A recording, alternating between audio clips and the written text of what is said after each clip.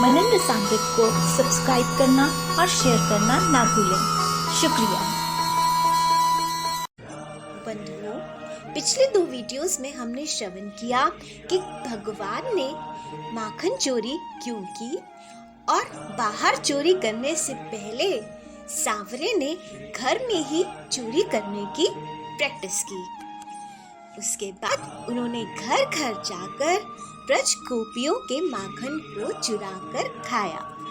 जिस प्रकार गोपियों के मन में चोरी चोरी सांवरे का प्रेम पल रहा था, उसी प्रकार चोरी से ही सांवरे ने उस प्रेम के माखन को चुराया। अब ये इच्छा तो गोपियों की ही थी कि जिस तरह से छुप छुप कर वो सांवरे से प्रेम कर रही थी, उसी तरह से छुप छुप कर सांवरे ने गोपियों का माखन चुरा लिया।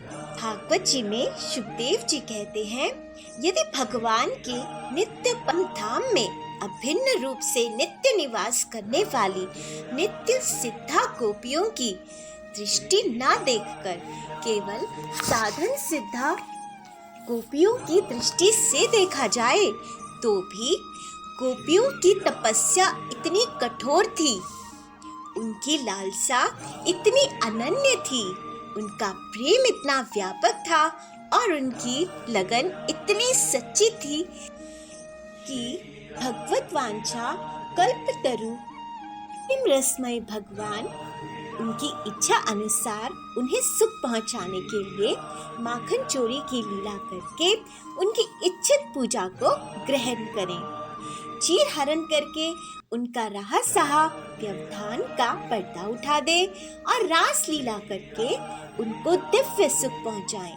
तो कोई बड़ी बात नहीं है। भगवान की नित्य सिद्धा चिद आनंदमयी गोपियों के अतिरिक्त बहुत सी ऐसी गोपियां और थीं जो अपने महान साधना के फल स्वरूप भगवान की मुक्त जन वांछित सेवा करने के लिए गोपियों के रूप में अवतरीन हुई थीं।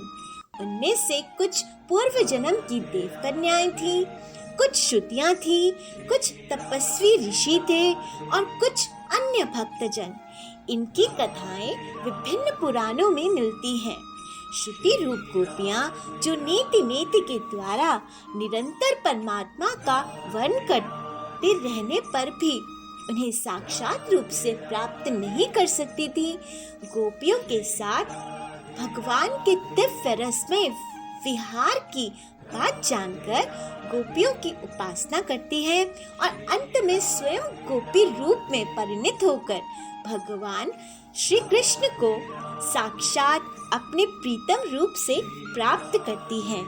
इनमें मुख्य श्रुतियों के नाम श्रीमद् भागवत जी में भी दिए गए हैं, जो है उद्गीता, सुगीता, कलगीता, कलकंठिका और विपंची आदि। भगवान के श्री राम अवतार में उन्हें देखकर मुक्त होने वाले, अपने आप को उनके स्वरूप सौंदर्य पर निछावर कर देने वाले सिद्ध ऋषिगण, जिनकी प्रार्थना से प्रसन्न हो भगवान ने उन्हें गोपी होकर प्राप्त करने का वर दिया था, ब्रज में गोपी रूप से अवतरीन हुए थे। उसके अतिरिक्त मिथिला की गोपी, कौशल की गोपी, अयोध्या की गोपी, पुलंद गोपी आदि आदि गोपियां, चित्रा गोपी आदि गोपियों के अनेकों यूथ थे, जिनको बड़ी तपस्या करके भगवान से वरदान पाकर गोपी रूप में अवतरीन होने का सौभाग्य प्राप्त हुआ था। पद्म पुराण के आताल खंडों में बहुत से ऐसी ऋषियों का वर्णन है, जिन्होंने बड़ी कठिन तपस्या आदि करके अनेकों कल्पों के बाद गोपी स्वरूप को प्राप्त किया था। उनमें से कुछ के नाम ऐसे हैं। एक उग्र तपा नाम के ऋषि थे। वे अग्निहोत्री और बड़े दृढ़व्रती थे। उनकी तपस्या अद्भुत थी। उन्होंने पंचाक्षर मंत्र का जाप और रसोन्मत नव किशोर श्याम सुंदर श्री कृष्ण का ध्यान किया था। 100 कल्पों के बाद वे सुंदर नामक गोपी की कन्या सुनंदा हुए। एक सत्यतपा नाम के मुनि थे। वे सूखे पत्तों पर रहकर दशाक्षर मंत्र का जाप और श्री राधा के दोनों हाथ पकड़कर नाचते हुए भगवान का ध्यान करते थे। 10 कल्पों के बाद वे सुभद्र नामक गोपी कन्या सुभद्रा हुए। हरिधाम नाम के एक ऋषि थे। वे निराहार रहकर क्लीम कामबीज से युक्त पंचाक्षरी मंत्र का जाप करते थे और माधवी मंडप के कोमल कोमल पत्तों की शैया पर लेटे हुए युगल सरकार का ध्यान करते थे। 3 कल्पों के पश्चात वे सारंग नामक गोप के घर रंगवेणी नाम से अवतरित हुए। तो इस प्रकार बहुत सारे ऋषियों का वर्णन दिया गया है जिनको गोपी अवतार मिला। बहुत सारे गोपियों के पूर्व जन्म की कथाएं प्राप्त होती हैं। भगवान के लिए इतनी तपस्या करके, इतनी लगन के साथ कल्पों तक साधना करके जिन त्यागी भगवत प्रेमियों ने गोपियों का तन मन प्राप्त किया था, उनकी अभिलाषा पूर्ण करने के लिए, उन्हें आनंद दान देने के लिए यदि भगवान उनकी मनचाही लीला करते हैं तो उसमें आश्चर्य और अनाचार की कौन सी बात है। रास लीला प्रसंग में स्वयं भगवान ने श्री गोपियों से कहा है, ना पार अहम नरवित्य संयुजाम स्वसाधु कृत्यम विबुधायुषापि वाह, या माँ भजन दुर्जर गेह श्रृंखला संवृश्चय तद्वह प्रतियातु साधुना। गोपियों, तुमने लोक और परलोक के सारे बंधनों को काटकर मुझसे निष्कपट प्रेम किया है। यदि मैं में से प्रत्येक के लिए अलग अलग अनंत काल तक जीवन धारण करके तुम्हारे प्रेम का बदला चुकाना चाहूं, तो भी नहीं चुका सकता। मैं तुम्हारा ऋणी हूँ और ऋणी ही रहूं। तुम मुझे अपने साधु स्वभाव से ऋण रहित मानकर और भी ऋणी बना दो, यही उत्तम है। सर्वलोक महेश्वर भगवान स्वयं जिन महाभाग गोपियों के ऋणी रहना चाहते हैं, उनकी इच्छा होने से पूर्व ही भगवान पूर्ण करते, यह तो स्वाभाविक ही है। भला विचारिए, श्री कृष्ण गत प्राणा, श्री कृष्ण स्वभावित मति गोपियों के मन की क्या स्थिति थी।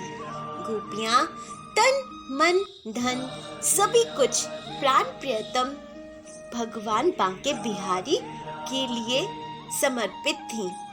वे संसार में जीती थीं बिहारी जी के लिए, घर में रहती थी तो बिहारी जी के लिए,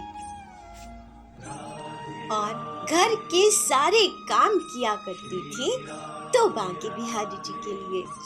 निर्मल और योगेंद्र दुर्लभ पवित्र बुद्धि में बिहारी जी के सिवा कुछ था ही नहीं।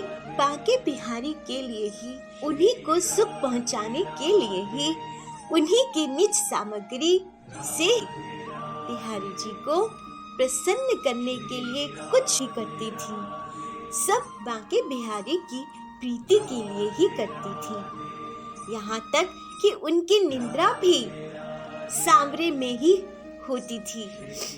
स्वप्न और सुषुप्ति दोनों में ही वे सांवरे की मधुर और शांत लीला देखती और अनुभव करती थी।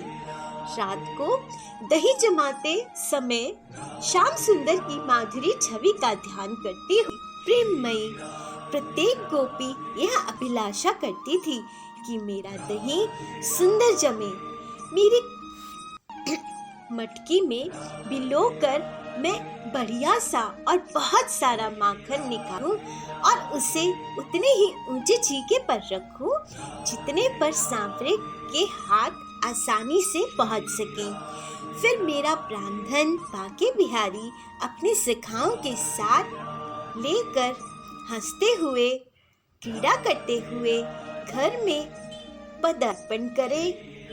माखन लूटे और अपने सखाओं और बंदरों को लुटाए। आनंद में मत होकर मेरे आंगन में नाचे और मैं किसी कोने में छिपकर इस लीला को अपनी आंखों से देखकर जीवन को सफल करूं। तो इस प्रकार का था गोपी भाव। ये वो गोपियां थीं जिनके हृदय में सांवरे के लिए अनन्य प्रेम था। ऐसी ही एक प्यारी सी गोपी की कथा है जिसकी इच्छा को पूरा करने के लिए ही सांवरे ने उसके घर में जाकर माखन चोरी की। तो उस कथा को हम अगले वीडियो में श्रवण करेंगे। तब तक भगवान जी का नाम जाप करके आप भी सांवरे को मन ही मन अपने घर में बुलाने का प्रयत्न, अपने मन में इस भाव का माखन भिगोते रहें कि सांवरे हमारे घर आकर हमारा भी माखन चुरा कर खाएंगे। तो सांवरे आपके मन घर में जरूर आएंगे। हरिओम नमो भगवते वासुदेवाय। हरिओम नमो भगवते वासुदेवाय। हरिओम नमो भगवते वासुदेवाय। जय बिहारी।